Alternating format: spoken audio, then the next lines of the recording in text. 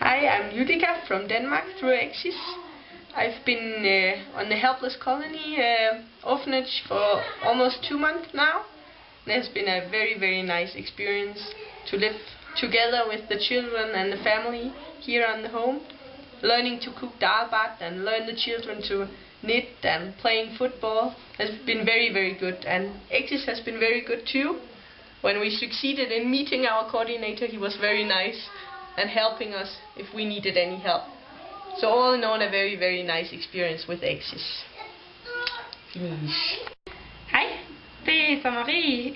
Nu er vores 2 måneder på børnehjem næsten færdigt. Det har været rigtig godt. Det har kommet tæt på børnene. Fået tid til at opleve og komme rigtig tæt på den nepalesiske kultur. Det har været fedt.